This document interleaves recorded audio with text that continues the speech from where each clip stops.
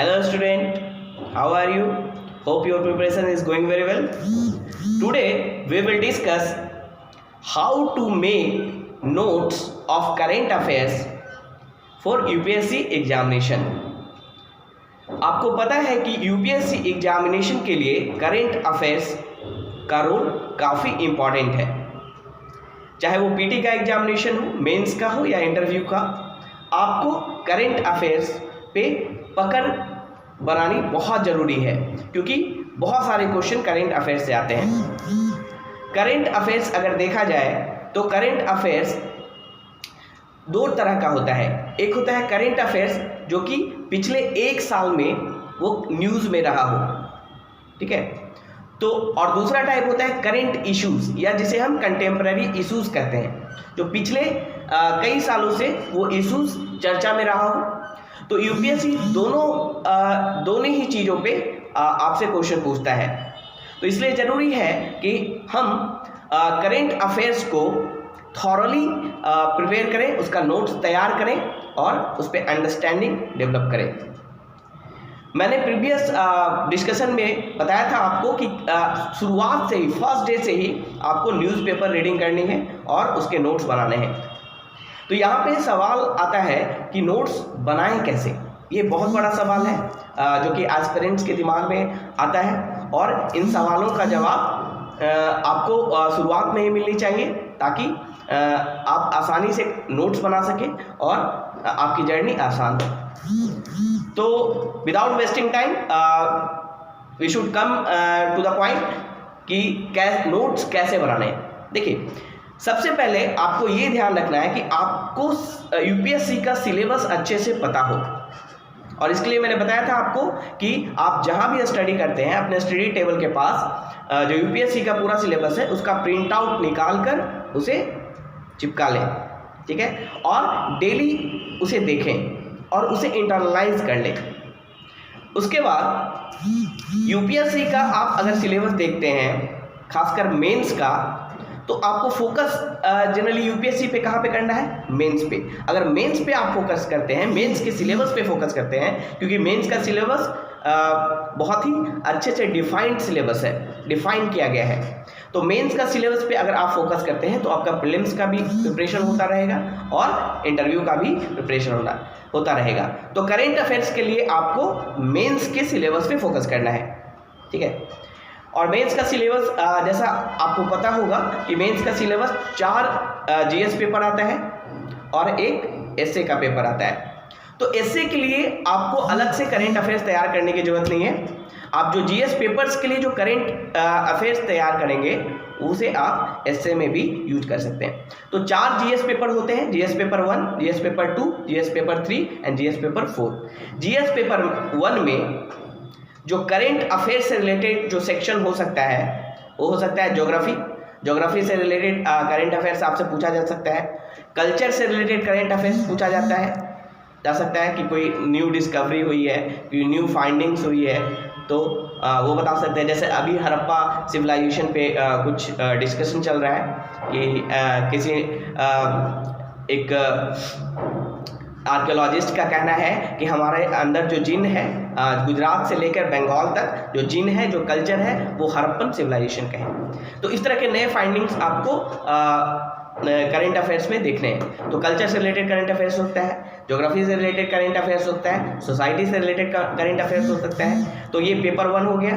Paper 2 में जो broad topic है वो है polity, governance, government schemes and international relation, ठीक है। तो ये 4 ब्रॉड टॉपिक हैं पेपर 2 में। तो इससे रिलेटेड आपको करंट अफेयर्स पूछा जा सकता है आपसे, ठीक है। खासकर इंटरनेशनल रिलेशन और जो गवर्नमेंट स्कीम है ये पूरी तरह से ही करंट अफेयर्स बेस्ड है, ठीक है। जो थर्ड पेपर है हमारा, उसमें क्या पूछा जाता है? इकोनॉमिक ज्योग्राफी, ठीक है, पॉवर्टी या और भी चीज़ें हैं उसमें, डिजास्टर मैनेजमेंट, इंटरनल सिक्योरिटी, ठीक है, science and technology, environment and ecology. तो इन सारे सेक्शन से आपसे करंट अफेयर्स पूछा जा सकता है। और चौथा जो हमारा पेपर है वो है एथिक्स का। तो एथिक्स में करंट अफेयर्स का क्या रोल है?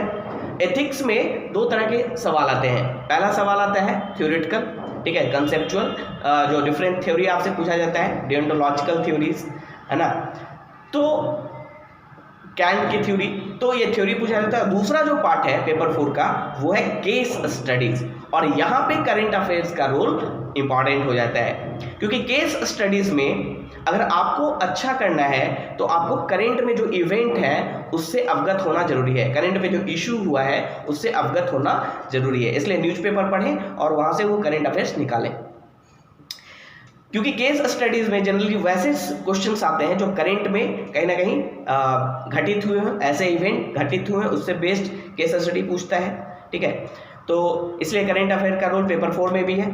तो कैसे नोट्स कैसे बनाना है, तो सबसे पहले क्या करें, अगर आप फिजिकल नोट बना रहे हैं, यानी कॉपी में नोटबुक में अगर नोट बना रहे हैं, तो 4 अलग अलग आप नोटबुक तैयार करें, या एक ही नोटबुक में 4 पार्ट कर दें। लेकिन इससे बेटर है कि आप 4 अलग अलग नोटबुक तैयार करें, एक जीएस पेपर 1 के लिए, एक जीएस पेपर 2 के लिए, और एक जीएस पेपर 3, और चौथा जीएस पेपर 4।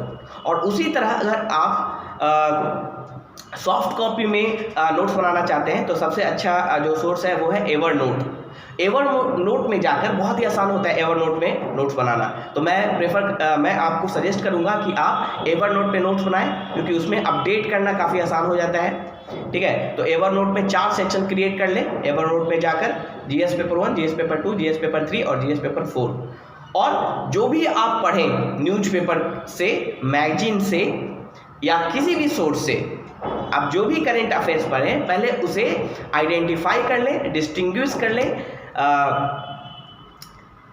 ठीक है, कि ये जो करंट अफेयर्स है या जो करंट इशू है वो सिलेबस के किस पेपर से है, किस पेपर, जीएस पेपर 1 से है, या जीएस पेपर 2 से है, या जीएस पेपर 3 से है, और उस करंट इशू या करंट इवेंट को उसी पेपर में लिखें, नोट्स बनाएं, ठीक है। और बहुत ही शॉर्ट में नोट्स बनाना है, पूरी कहानी नहीं लिखनी है, पॉइंट्स में, क्योंकि यूपीएससी में जब आप आंसर लिखेंगे तो आपको पॉइंट्स में आंसर देने होते हैं, तो आपको कहानी नहीं बनानी है, हेडिंग देना है और उसके 4 पॉइंट देने हैं। जैसे कॉज ऑफ फेल्योर, तो 4 पॉइंट देने हैं, फिर वे फॉरवर्ड, उसमें 4 पॉइंट देने हैं, तो 4 से 5 पॉइंट हर टॉपिक, हेडिंग करके, हेडिंग के अंदर 4 से 5 पॉइंट आपको बनाने हैं। फॉर एन एग्जाम्पल, आपसे अगर पूछता है कि साइबर सिक्योरिटी का क्या स्टेटस है इंडिया में और इंडियन गवर्नमेंट ने क्या कदम उठाए हैं, तो आपको साइबर सिक्योरिटी के बारे में 2 पॉइंट लिखने हैं। उसके बाद अभी क्या करंट स्टेटस है थ्रेड को लेकर, साइबर थ्रेड को लेकर, वो लिखना है 4 से 5 पॉइंट। उसके बाद गवर्नमेंट ने कौन कौन से इनिशिएटिव लिए हैं वो 4 से 5 पॉइंट लिखने हैं, और वे फॉरवर्ड कैसे इसको किया जा सकता है। तो इस तरह से आपको नोट्स बनाना है। नोट्स ऐसा बनाएं कि आपके पास रेडीमेड हो आंसर, यानी उसमें से कोई भी अगर क्वेश्चन पूछता है तो आपको वो सारा टॉपिक डायमेंशन कवर हो, और नोट बनाते समय ज़्यादा से ज़्यादा डायमेंशन कवर करना है। ये नहीं कि एक ही डायमेंशन में बहुत सारा पॉइंट लिख दिए, दूसरे डायमेंशन में नहीं, तो ज़्यादा से ज़्यादा डायमेंशन आपको कवर करने हैं नोट्स बनाते समय। उसी तरह जीएस पेपर 2 में, 3 में और 4 में, ठीक है।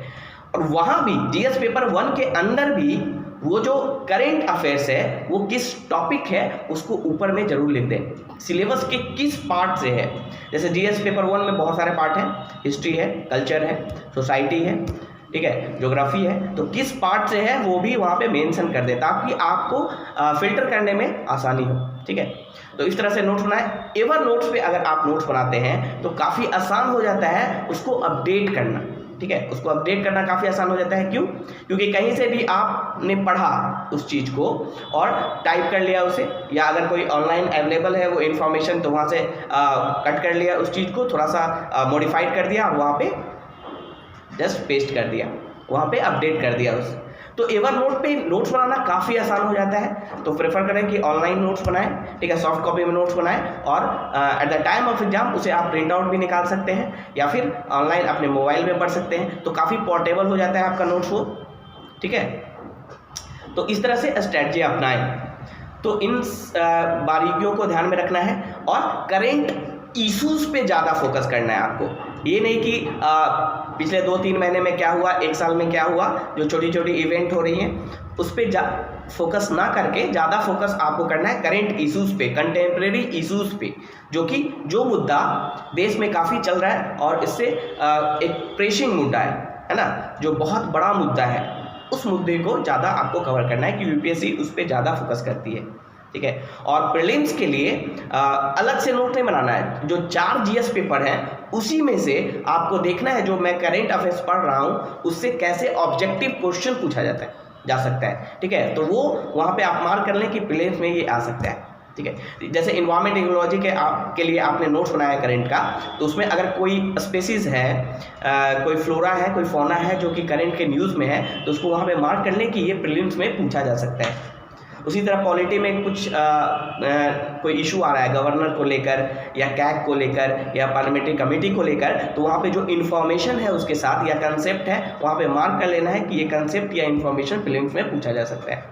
तो अलग से पीटी मेंस इंटरव्यू का नोट नहीं बनाना है, नोट्स एक ही बनना चाहिए। और करंट के लिए आपको मेंस पेपर का जो सिलेबस है, क्योंकि मेंस का ही सिलेबस बहुत अच्छे से डिफाइन किया गया है, बाकी प्रीलिम्स का सिलेबस डिफाइन नहीं है, तो मेंस के सिलेबस को आपको पूरा कवर करना है और उसी के अंदर आपको दिखाना है ये प्रीलिम्स में पूछा जा सकता है, ये इंटरव्यू में पूछा जा सकता है, ठीक है। और ये प्रेडिक्शन आपका धीरे धीरे बढ़ेगा, और जैसे जैसे आपका प्रेडिक्शन बढ़ेगा कि ये टॉपिक आ सकता है, वैसे वैसे आपका प्रिपरेशन समझिए बहुत ही अच्छे ट्रैक पे जा रहा है। तो इन सारी बारीकियों को आपको ध्यान में रखना है और नोट्स बहुत ही क्रिस्पी कॉन्साइज होनी चाहिए, पूरी कहानी नहीं होनी चाहिए, ठीक है। और फिगर का उसमें जरूर यूज करें, फ्लो चार्ट का यूज करें नोट्स में, ठीक है, ताकि कम शब्दों में आपका नोट्स तैयार हो और लास्ट में रिवाइज करते समय आप उसको, अगर आप टॉपर्स का, इसके लिए अगर आपको गाइड लेना है तो टॉपर्स का नोट्स देख सकते हैं आप। टॉपर्स का नोट्स देखेंगे आप तो आपको पता चलेगा कि बहुत ही कम शब्दों में उन्होंने सारा कुछ नोट्स तैयार कर लिए हैं, ठीक है, बहुत ही कम शब्दों में। यानी वर्ड्स सेंटेंस को बहुत बड़ा सेंटेंस नहीं करना है, फ्लो चार्ट या फिर शॉर्ट ट्रिक्स के द्वारा उस नोट्स को तैयार करना है, ताकि पूरा समझ में भी आ जाए और नोट्स मेरा लेंदी ना हो, ताकि मुझे लास्ट टाइम में एग्जामिनेशन के टाइम में रिवाइज करने में काफ़ी आसानी हो। तो होप कि आपको ये बहुत अच्छा लगा होगा। अगर फिर भी आपको कोई डाउट होता है नोट्स बनाते समय तो आप मुझे मैसेज कर सकते हैं, कांटेक्ट कर सकते हैं मुझे ब्रेन चाइल्ड IAS अकेडमी को।